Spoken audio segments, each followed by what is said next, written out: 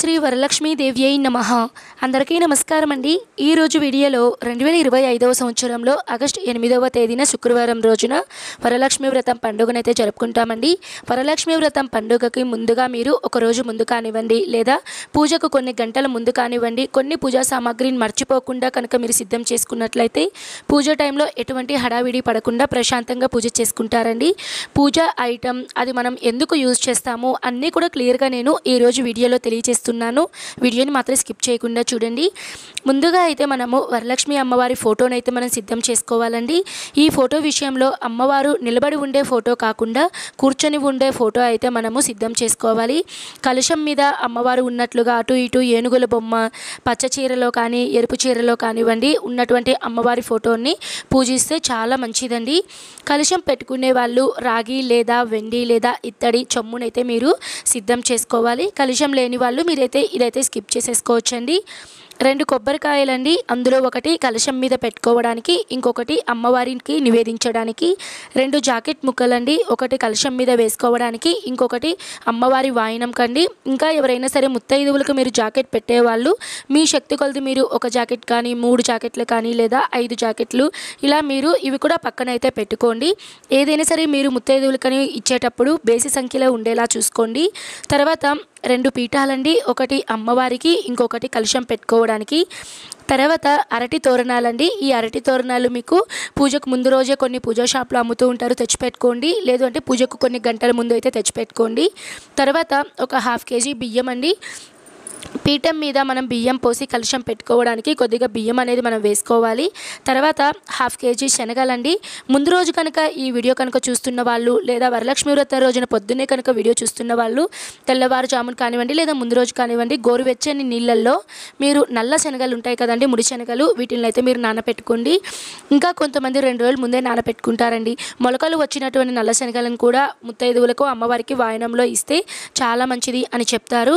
మొలకలు రాకపోయినా పర్లేదండి, నానబెట్టిన శనగలను అయితే మీరు వాయనంలో ఇవ్వాలి. తర్వాత బెల్లం, పాలు ఇవేంటంటే మనం నైవేద్యానికి అయితే మనం సిద్ధం చేసుకోవాలి. నైవేద్యాలు కొంతమంది చలివిడి పిండి, కొంతమంది 12 రకాలుగా నైవేద్యాలు అనేటివి చేసుకుంటూ ఉంటారండి. అది మీ శక్తి కొలదండి, మీరు ఏ నైవేద్యమైనా సరే చేసుకోవచ్చు. తర్వాత పుష్పాలండి. మీకు ఎన్ని రకాలు దొరికితే అన్ని రకాల పుష్పాలను పూజలో పెట్టుకోవడానికి పూజించడానికి ప్రయత్నించండి. వీటిని కూడా మీరు సిద్ధం చేసుకోండి. ఎందుకంటే మనం ఏదో ఒకటి మర్చిపోతూ ఉంటామండి పూజ చేసే టైంలో, అందుకని ఇవన్నీ కూడా నేను గుర్తు చేస్తున్నాను. తర్వాత కొంతమంది అమ్మవారి ఫోటోకి పూలమాలలు అనేటివి కడుతూ ఉంటారండి. కొంతమంది రెడీమేడ్గా తెచ్చుకుంటారు, మరి కొంతమంది ఇంట్లోనే వాళ్ళ చేతులతోనే స్వయంగా చేసుకుంటూ ఉంటారు. అలా కూడా చేసుకోవచ్చండి. తర్వాత పసుపు కుంకుమ అమ్మవారికి మనము అలంకరించడానికి, అలానే పూజకు మనము పసుపు కుంకుమనైతే సిద్ధం చేసుకోవాలండి. 2 డజన్ల గాజులండి ముత్తైదువులకి, అలానే అమ్మవారికి ఖచ్చితంగా మీరు 1 డజన్ గాజులు అయితే పెట్టండి. తర్వాత చీరలండి. అది మీ శక్తి కొలదండి. 2 చీరలు అయితే నేనైతే ఇక్కడ చెప్తున్నాను. ఒకటి అమ్మవారి వాయనంకి, ఇంకొకటి అమ్మవారికి అలంకరించడానికి అయితే అమ్మవారికి చీరలు అనేటివి మనకి ఉపయోగపడతాయండి. ఒకవేళ కొత్త చీరలు లేని వాళ్ళు పర్లేదండి, మీరు నార్మల్గా జాకెట్ పీస్నే మీరు అమ్మవారికి వాయనంలో పెట్టి ఇవ్వచ్చు. ఒక నలుపు రంగు తప్ప మీరు ఏ రంగైనా సరే మీరు అమ్మవారికి చీరగా అయితే మీరు చీర కానీ జాకెట్ కానీ నివేదించవచ్చండి. కుదిరితే ఎరుపు రంగు కానీ లేదా ఆకుపచ్చ రంగు లేదా పసుపు రంగు మీకు ప్రాధాన్యత అనేది ఇవ్వండి. తర్వాత గంధం అండి. గంధం వచ్చేసి అమ్మవారి పటానికి పూజించడానికి అలంకరణ చేసుకోవడానికి, అలానే ముత్తైదువులు ఎవరైనా మన ఇంటికి వచ్చినప్పుడు వాళ్ళకి మనం గంధం అనేది పూస్తే చాలా మంచిది. తర్వాత తమలపాకులండి. అలానే ఒక్కలు అనేటివి సిద్ధం చేసుకోవాలి.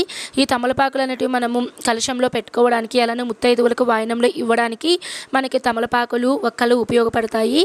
తర్వాత మామిడి ఆకులండి. ఇంటికి బయట గుమ్మం దగ్గర తోరణంగా మామిడి ఆకులను తప్పకుండా మనం వ్రతం ఇది చేస్తున్నాం కాబట్టి వ్రతంలో ప్రత్యేకంగా మామిడి ఆకులు, అరటి తోరణాలు అనేటివి చాలా ఇంపార్టెంట్ అండి.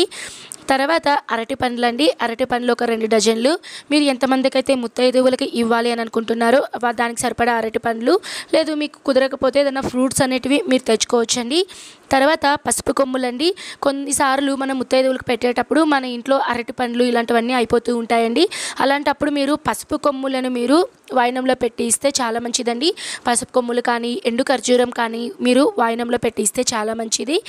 అలానే చిల్లర నాణేలండి, ఖచ్చితంగా మీరు పూజకు ముందుగా ఒక 50 రూపాయలకి అలా ₹1 కాయిన్స్ అయితే మీరు తెచ్చిపెట్టుకోండి. వాయనంలో వచ్చిన ముత్తైదువులు సాక్షాత్తు మనం మహాలక్ష్మీదేవిగా భావిస్తాం కాబట్టి అమ్మవారికి మీరు శుక్రవారం రోజున ఇంటికి వచ్చినప్పుడు వాయనంలో ₹1 కాయిన్ అనేది పెట్టి ఇస్తే చాలా మంచిదండి. అలానే మీ ఇంట్లో కనుక వరలక్ష్మి అమ్మవారి విగ్రహం కనుక ఉంటే అమ్మవారి విగ్రహానికి పంచామృతాలతో అభిషేకం అనేది చేసుకోవడానికి ప్రయత్నించండి. దానికోసం పంచామృతాలు అంటే ఆవు పాలు, ఆవు పెరుగు, నెయ్యి, తేనె, పంచదార, కొంతమంది ఫ్రూట్స్ అరటి పండ్లు వీటితో కూడా అభిషేకం అనేది చేస్తారండి. వీటిని కూడా సిద్ధం చేసుకోండి. తర్వాత అమ్మవారికి మీ శక్తి కొలది పిండి వంటలండి. కొంతమంది రకరకాల పిండి వంటలు చేస్తూ ఉంటారు. అది మీ శక్తి సామర్థ్యాన్ని బట్టి, మీ టైమింగ్స్ బట్టి మీరైతే ఎన్నైనా సరే పిండి వంటలు అయితే చేసుకోవచ్చండి. తర్వాత మనం పూజలో ప్రత్యేకంగా తోరం పూజ అనేది చేస్తామండి. ఈ తోర పూజకు మనము దారం అనేది సిద్ధం చేసుకోవాలండి. కనీసం మీరు 3 పోగులు అయితే మీరు దారం అనేది చుట్టుకొని మీరు తోరం అనేది పూజ అనేది చేసుకోవాల్సి ఉంటుందండి. ముఖ్యంగా ఒక 3 తోరములు అయితే మనం సిద్ధం చేసుకోవాలి. ఎందుకంటే ఒకటి అమ్మవారికి, ఒకటి ఎవరైతే పూజ చేస్తున్నారో వాళ్ళు కట్టుకోవాలి, ఇంకొకటి వచ్చిన ముత్తైదువులకి అయితే కట్టాలండి. ఒకవేళ మేము ముత్తైదువులకి ఎక్కువ కట్టచ్చా అంటే కట్టుకోవచ్చండి. మీరు 5 మందికి కట్టాలన్నా 5 మందికి కట్టుకోవచ్చు, లేదు 9 మందికైనా సరే మీరు తోరం అనేది కట్టుకోవచ్చండి. తర్వాత మనం ఇవే కాకుండా అమ్మవారికి పూజలో ముఖ్యంగా ఉపయోగపడేటివి 2 దీపపు కుందులు, అలానే ఒత్తులు, తామర ఒత్తులు, అలానే అమ్మవారికి రకరకాల మీరు మంగళకరమైన వస్తువులు పెడతారు కదండి. చిట్టి గాజులు, గోమతి చక్రాలు, లక్ష్మీ కవ్వలు, జవ్వాది పొడి, అత్తరు, గురువింద గింజలు, తామర గింజలు, ఇవన్నీ కూడా అమ్మవారి మంగళకరమైనటువంటి స్వరూపాలండి. ఇవన్నీ కూడా కనీసం మీరు సాంగ్యానికి ఒక 3 కానివ్వండి, లేదా ఒక 5 కానివ్వండి, ఒక ప్లేట్లో పెట్టుకొని పూజ చేసుకోండి. పూజ అంతా అయిన తర్వాత వీటిని మీరు తీసుకొని డబ్బులు పెట్టే స్థానంలో బీరువాలో కానివ్వండి, లేదా మీరు ఇంట్లోనే పూజా రూమ్లోనే పెట్టేస్తే చాలా మంచిదండి. తర్వాత ఆచమనం చేయడానికి పంచపాత్ర, ఉత్తరిని, ఒక చిన్న పళ్ళెం, హారతి ఇవ్వడానికి హారతి పళ్ళెం, అలానే అక్షింతలు, గంట, అగరబత్తులు, అగ్గిపెట్టె, దీపపు నూనె, ఆవు నెయ్యి కానివ్వండి, లేదా నువ్వుల నూనె కానివ్వండి, ఇవన్నీ కూడా మీరు సిద్ధం చేసుకోండి. అలానే టెంకాయ నివేదించడానికి ఆల్రెడీ చెప్పాను కదండి. ముఖ్యంగా అయితే మనం ఇవైతే మనం సిద్ధం చేసుకోవాలండి. వీటన్నిటికన్నా ముఖ్యంగా వచ్చేసి అమ్మవారి వ్రతకథ పుస్తకం అండి. పుస్తకం మీకు దొరికితే తెచ్చుకోండి, లేదు అనుకున్న వాళ్ళు మనకి ప్లేస్టోర్లో స్తోత్రనిధి అని ఒక అప్లికేషన్ ఉందండి. ఆ అప్లికేషన్లో అయితే మనకి ఫ్రీ కంప్లీటెడ్ అండి, మనకి అంతా ఫ్రీగానే ఉంటుంది. అన్ని లాంగ్వేజెస్లో కూడా మనకి అన్ని మంత్రాలు అయితే ఉంటాయండి. మీకు ఏ వ్రతానికి సంబంధించినటువంటి మంత్రాలన్నీ కూడా మనకి ఈ స్తోత్రనిధి అప్లికేషన్లో ఉంటుంది. నేను కూడా ఒక్కోసారి నా దగ్గర పూజా పుస్తకం లేనప్పుడు ఏవైనా ఇంపార్టెంట్ పూజలకి నేను స్తోత్రనిధిని నేను చూసి చదువుతాను. మీకు కూడా నా అందరి తరపున ఇదైతే సజెషన్ అయితే ఇస్తున్నానండి. ఇదండి ఓవరాల్గా వరలక్ష్మి వ్రతం రోజున మనం ముఖ్యంగా కొన్ని పూజా సామాగ్రిని అయితే సిద్ధం చేసుకోవాలండి. ఇవి కనుక మీరు ముందుగా కనుక సిద్ధం చేసుకుంటే మర్చిపోకుండా ఈ ఐటమ్స్ అయితే సిద్ధం చేసుకోండి. మీకు ఎటువంటి హడావిడి పడకుండా, టెన్షన్ పడకుండా, అరే ఆ వస్తువు లేదే, ఈ వస్తువు లేదే అని టెన్షన్ లేకుండా హ్యాపీగా పూజ చేసుకుంటారు. ఓకే అండి, ఈ వీడియో ఉపయోగపడితే తప్పకుండా లైక్ చేయండి. ఎవరికైనా యూజ్ అవుతుంది అని అనుకుంటే మరో నలుగురికి షేర్ చేయండి. ఆల్రెడీ వరలక్ష్మి వ్రతం పూజా విధానం ఇవన్నీ కూడా మన ఛానల్లో ఉన్నాయి. తప్పకుండా ఇంట్రెస్ట్ ఉంటే చూడండి. సర్వే జనః సుఖినో భవంతు. స్వస్తి.